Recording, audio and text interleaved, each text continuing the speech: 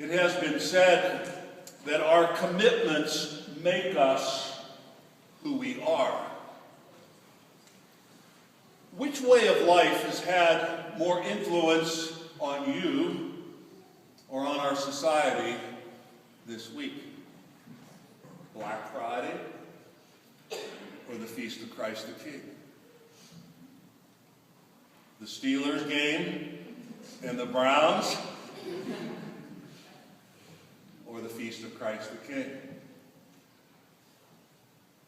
Ohio State or Michigan or the Feast of Christ the King? Our commitments make us who we are. God spoke to the world and to us by taking on a way of life that absolutely defies everything we want to believe about God, about power, about kingdoms.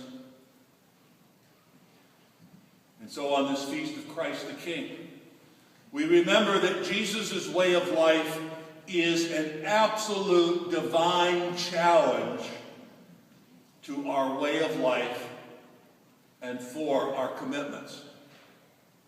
It's difficult to commit ourselves to a God whose throne was a cross, whose crown was made of thorns, whose scepter was a lance that pierced his side. Not such an obvious place to find a king, let alone a God. So Jesus, from his throne this evening, reminds us that we need to seek our God where God can be found, not where we imagine God to be found. And very often that's not in the obvious places. Sometimes not even in church. If I look at my own life, in my own experience, the most memorable or the most meaning experiences of God have usually been found in places that I didn't expect. In the suffering bedside of someone dying. This afternoon at 4 o'clock, I got a call to go to Mercy Hospital. One of our parishioners is dying. Didn't expect that. But I found in that family, in that care, in that love, a little glimpse of God's love. I found that in the eyes, looking into the eyes of someone who has lost their way in their life, a lot of different reasons, making a lot of bad choices, bad decisions.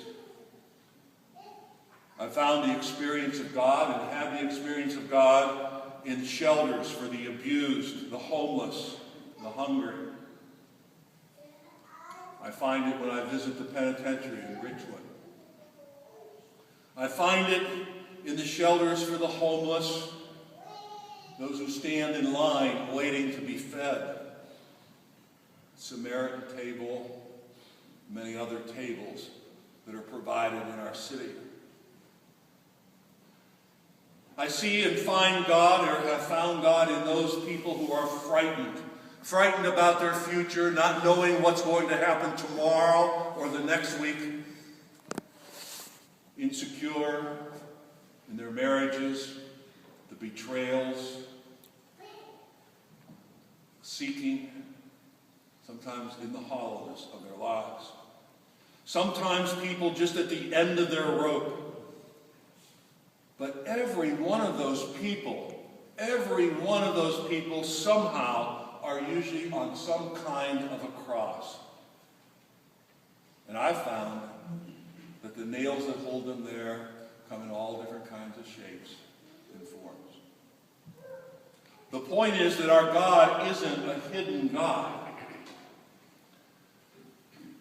And just as Jesus stood before Pilate and remained silent,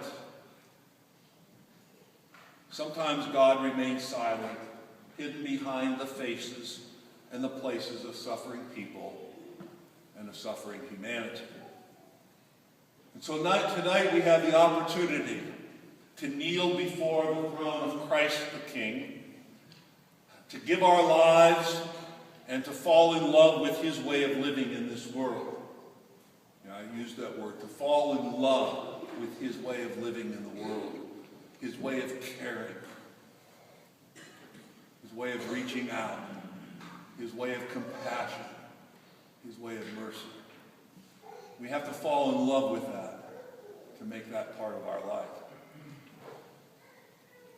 And in order to do that, that means falling in love with those who are created in his image and likeness.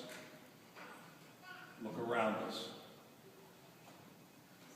Would you ever find the image of God in any one of us? Would you think that we could find the image of God in any one of us?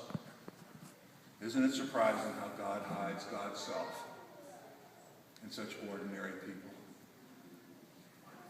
But it is there that we will find our truest commitment with each other. We will find our truest self in the community with each other, and we will truly experience, as we look around, the face of God. God bless you.